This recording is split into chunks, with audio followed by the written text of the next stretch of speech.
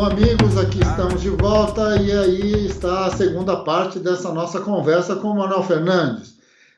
Esse nosso amigo, professor da Universidade de São Paulo e que se especializou aí em discutir a história da formação territorial brasileira e as relações que isso teve com a cartografia em pleno século XIX. Fez uma tese de doutorado sobre isso, já contou isso para a gente na primeira parte dessa entrevista. Agora vamos seguir em frente e vamos tirar aí muitas outras lições, muitos outros conhecimentos de extrema importância e que vão certamente nos levar diretamente à leitura desse artigo que vocês podem acessar no link que está aí na descrição desse vídeo. Um abraço a todos, muito obrigado pela presença de vocês até aqui e na próxima semana teremos outra entrevista. Até mais. Eu estive muito tempo e continuo, de alguma maneira, curioso com essa coisa do Congresso de Berlim. Isso é uma coisa, valeria a pena realmente uma verdadeira equipe, né, para trabalhar em cima disso. Eu tenho, certa vez, em Frankfurt, na biblioteca de Frankfurt, eu consegui as atas do Congresso de Berlim, né, e estão em alemão, o que é mais ou menos grego para o meu campo, mas também estão em francês, então, né, dá um certo alento.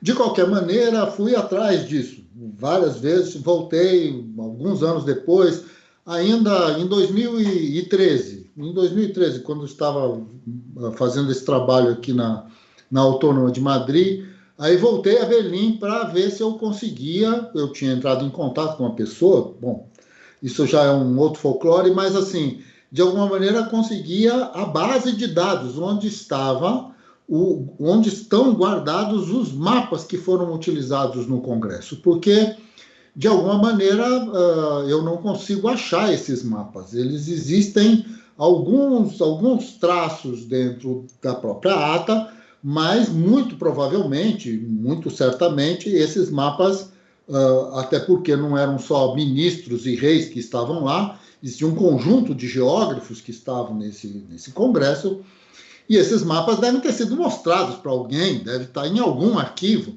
e efetivamente, até o momento, eu não consegui localizá-los. E, assim, fica aqui o meu apelo para que, se alguém souber, não é, onde andam esses mapas, que eu gostaria muito de estudá-los, né? Porque, primeiro, pelo tema, o tema é fascinante. Segundo, porque, de alguma maneira, eu diria que se parece mesmo com este macaco louco, mas esse macaco louco tem uma racionalidade e objetivos que se explicitaram de forma muito clara. Então, acho que vale desvendar, né?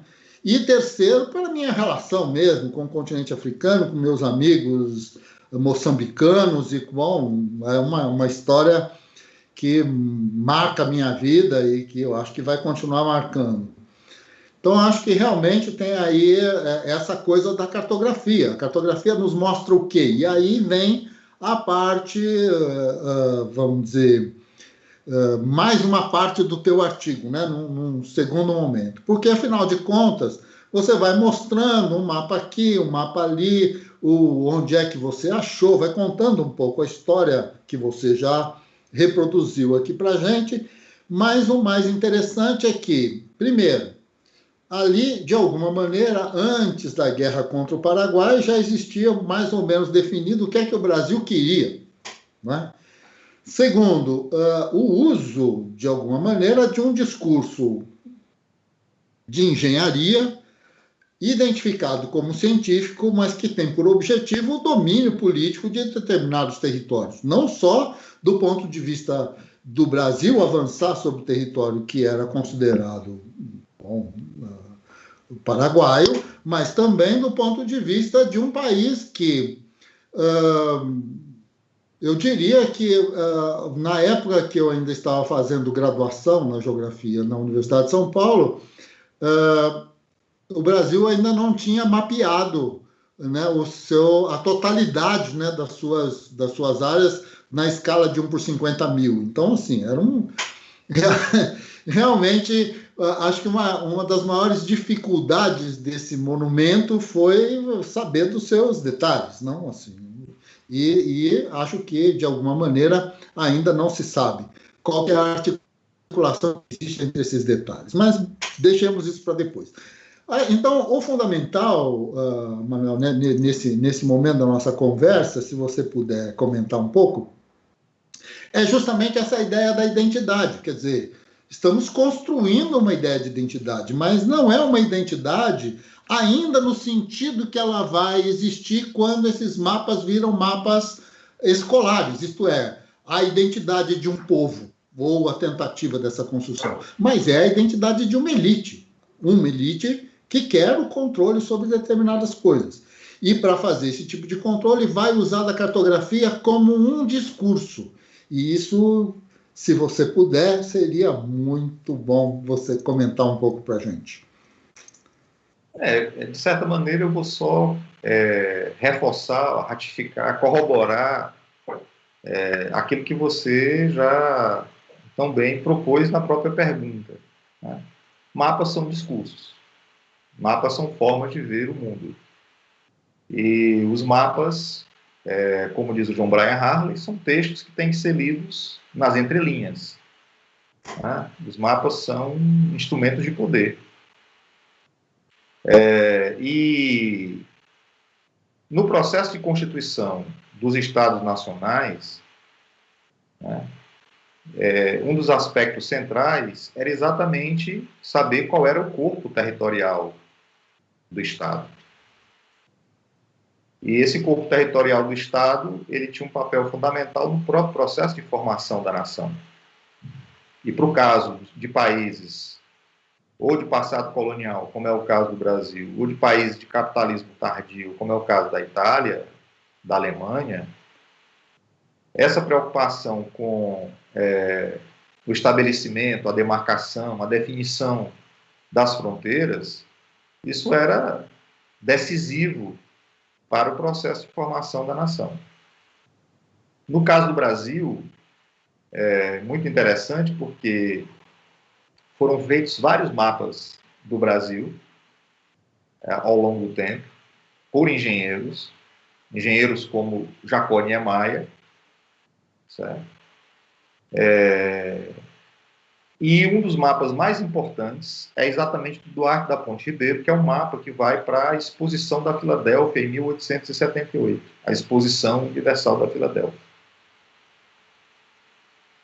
Havia sido montada uma comissão para fazer um mapa do Brasil. Essa comissão era dirigida por Henrique B. Perouin. Henrique B. Perouin também engenheiro militar, mas o Henrique B. Perouin reclama, nos documentos que ele escreve, que ele não tem recursos para poder fazer o mapeamento de todo o território, porque era uma atividade muito cara. Né? Um dos poucos países que conseguiu terminar, eu diria, o mapeamento de todo o seu território com uma certa velocidade, e porque contava com uma geração após a outra de cassines, foi a França, que conseguiu construir um mapa do Estado maior que, de fato, é a expressão mais acabada desse projeto de ter, eu diria, o corpo territorial grafado no mapa, para dizer esse território pertence à nação francesa. 3 gerações. 3 gerações de Cassini, e diga-se de passagem que, na realidade, tinham, digamos assim, uma vinculação direta com o que foram as viagens e o processo de constituição, né, de uma coisa que é uma mentira desavergonhada, mas na qual os cartógrafos, digamos assim, que creem na exatidão, acreditam, que é a invenção do metro. Né? O metro não vale o metro. Certo? Né? Isso está num livro muito bonito, cujo título é A Medida de Todas as Coisas. Foi publicado no Brasil e que conta exatamente o que foram as 2 expedições, uma em direção ao Polo Sul e outra em direção ao Polo Norte, na perspectiva exatamente da medição exata, né? Embora hoje falem que a Terra é quadrada, mas a medição exata, eu diria, da circunferência. Quadrada não, ela é plana, não é quadrada, né? É verdade. Quadrado é o cérebro de quem fala que a Terra é plana. Diferente. Perdão pela inexatidão das minhas palavras. Mas, então, voltando a essa questão da construção de uma imagem cartográfica do Brasil, né, há 3 elementos que são muito importantes para a gente entender como o discurso cartográfico ele tem um papel no sentido da dominação estatal e, ao mesmo tempo, da conformação ideológica da nação. Certo? A primeira coisa é o seguinte: no século XIX, os mapas brasileiros não eram impressos no Brasil, porque isso exigia uma técnica gráfica para mapas impressos que o Brasil só vai possuir por volta do século XX.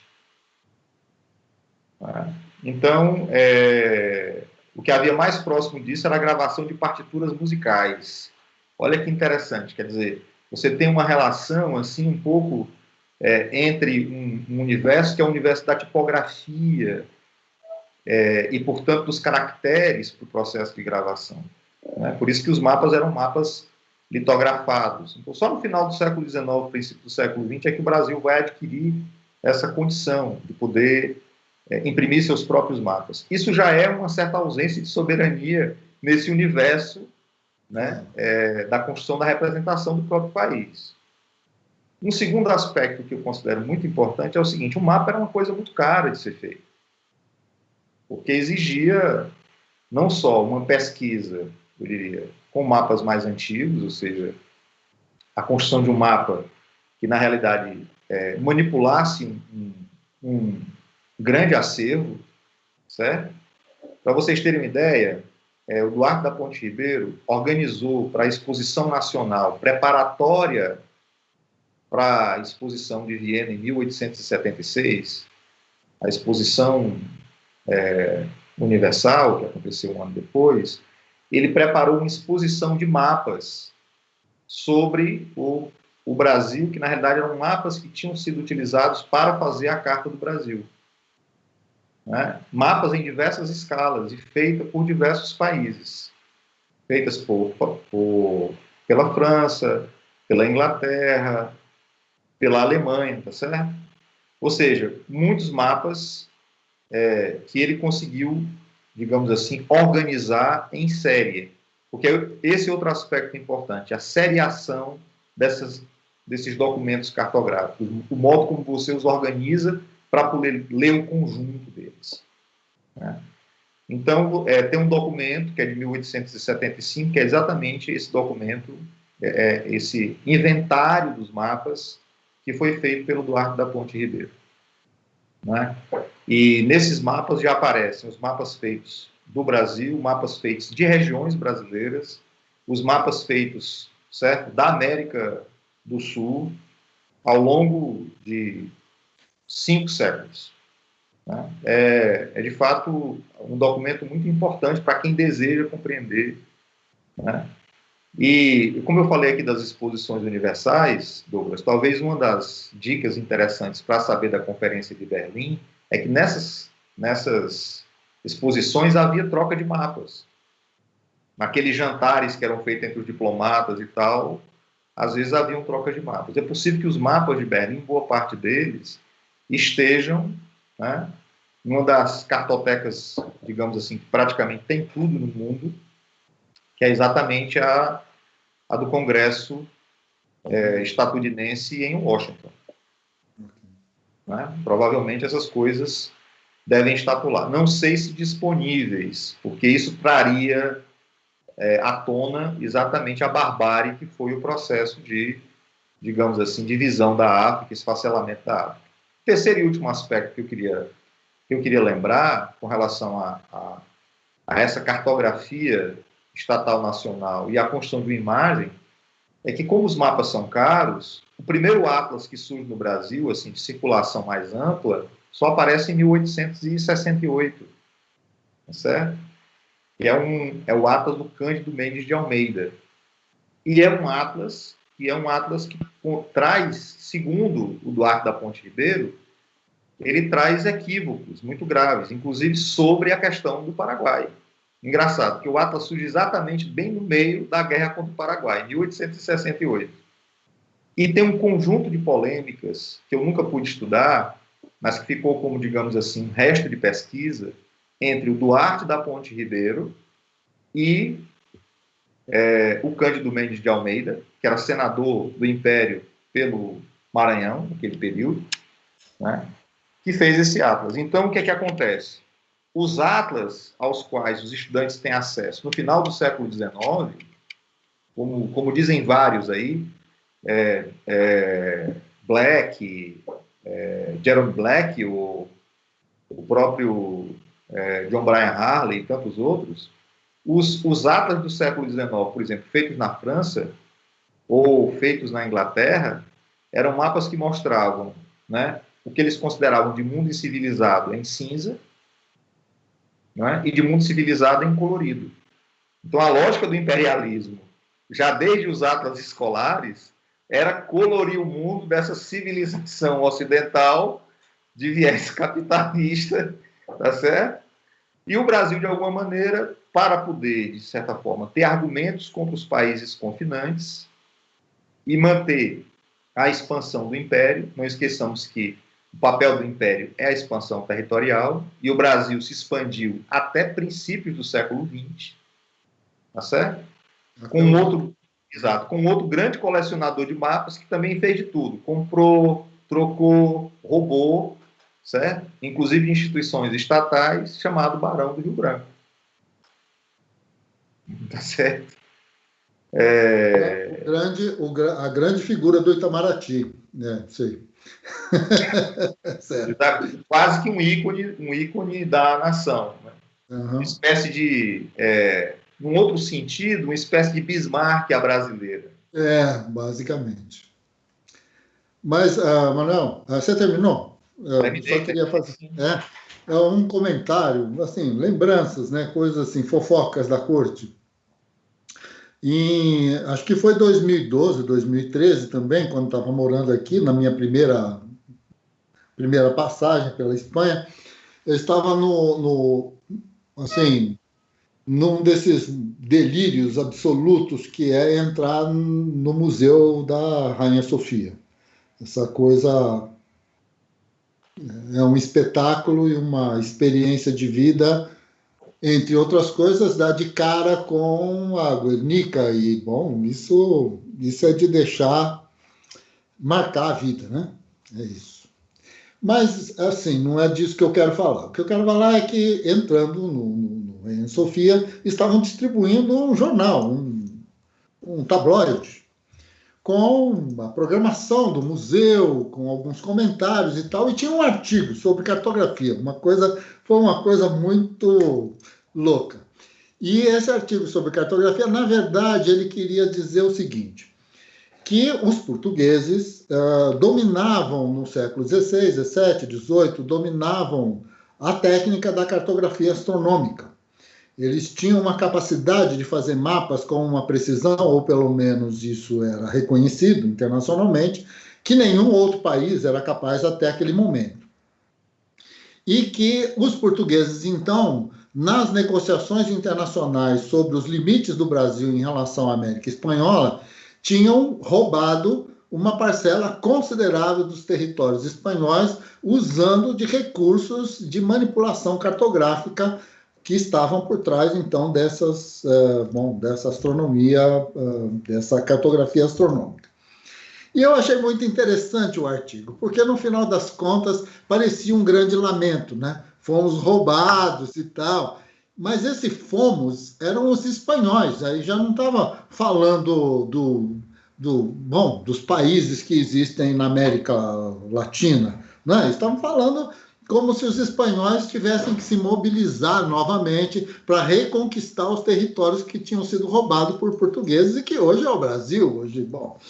Eu achei muito interessante você ter, em pleno século XXI, um artigo na Espanha, não é? Falando justamente sobre isso e de uma forma assim, quase que chorosa, uma coisa muito interessante desse processo todo, né, que envolveu a constituição das fronteiras latino-americanas, né, que é realmente uma história e tanto. Bom, então, assim, indo aqui para o nosso final, que o nosso tempo aqui já está um pouco passando, né? O que eu queria colocar para você é o seguinte: existe, de alguma maneira, dentro da Universidade de São Paulo, né, que é onde você está, ou, bom, existe aí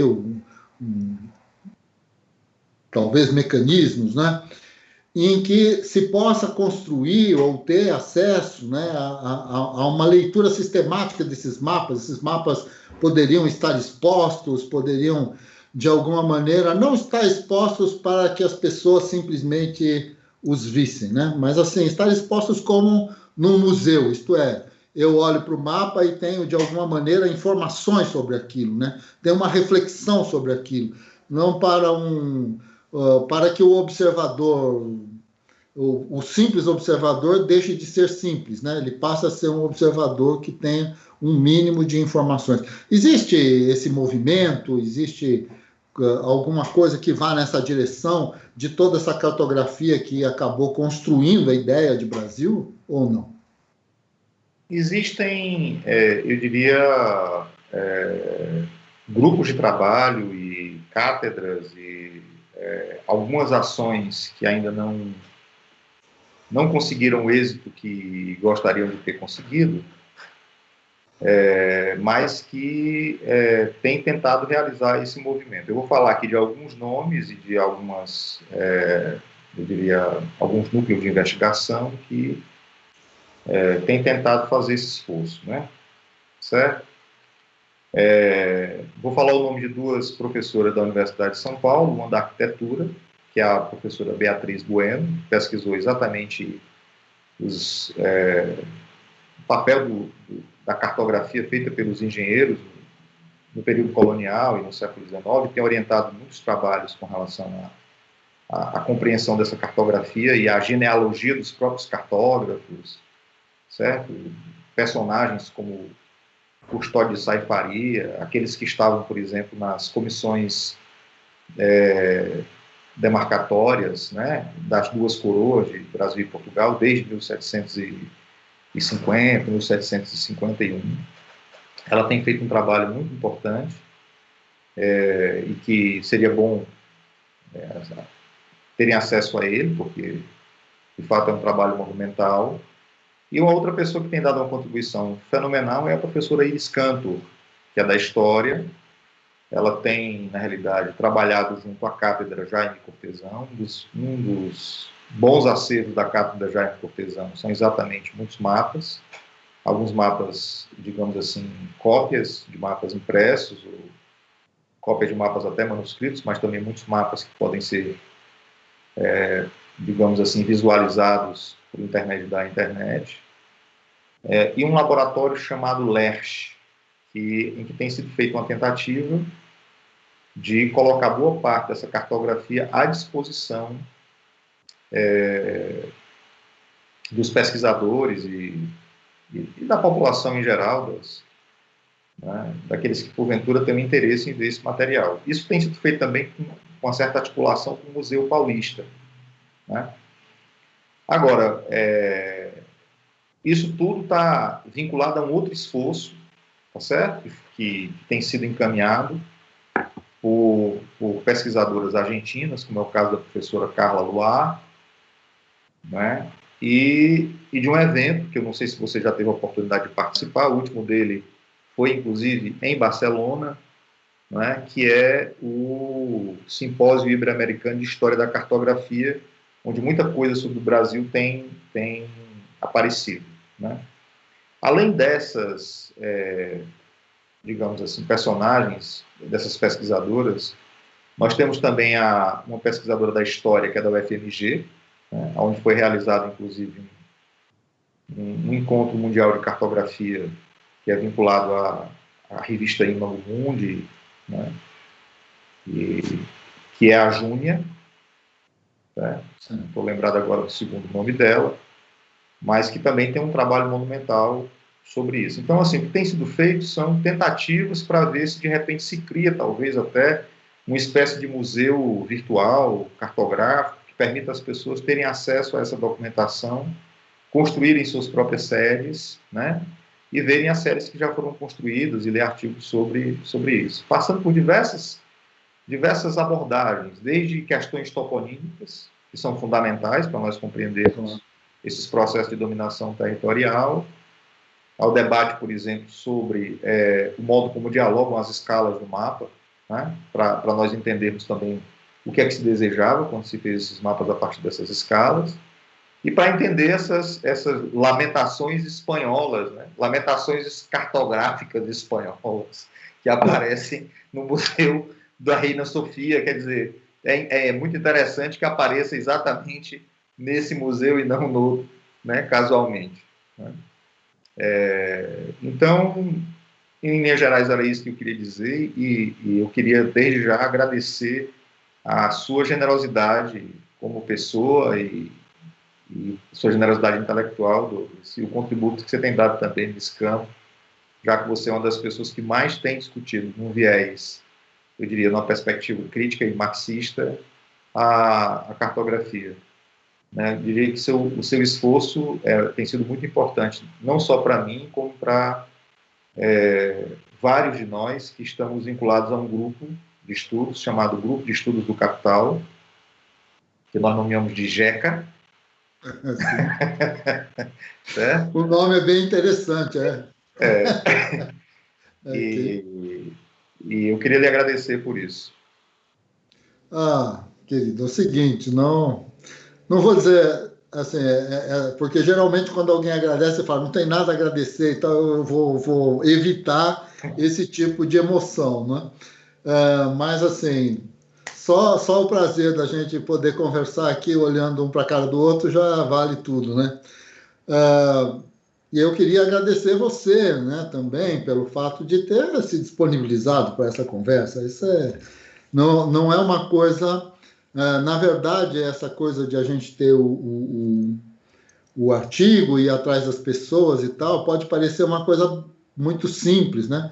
Mas não são todas as pessoas que se disponibilizam a um debate público, a uma coisa que fique não só pública porque está num congresso e tal, e a hora que termina de falar vai todo mundo embora e você já não tem mais o registro e a memória.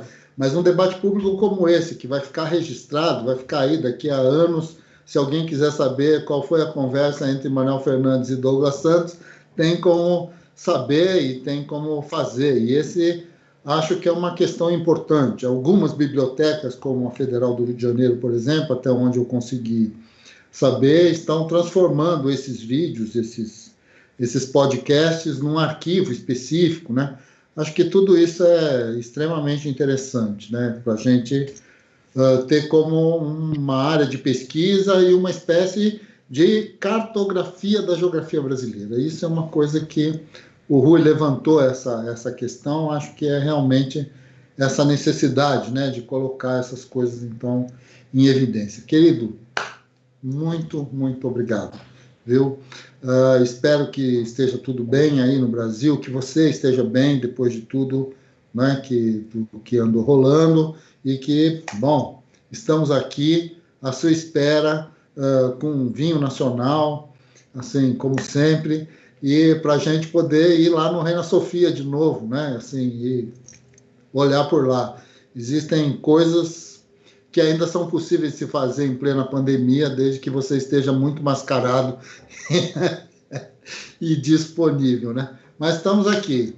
Muito obrigado, até uma próxima vez, até uma próxima conversa, ok? E que eu não posso te garantir nesse momento exatamente qual é o dia, a semana que vai ser publicado, mas sem dúvida nenhuma você vai ficar sabendo, tá bom? Um abração, dá um abraço em todo mundo, todos os nossos amigos em comum, viu? Naíris Cantor também, dia que mandei lembranças, não é? E que ela continue o trabalho dela, importantíssimo, e você também. Estamos aqui, beleza? Um abração, querido. Até uma próxima. Até mais. Obrigado. Obrigado. Até mais. Até mais.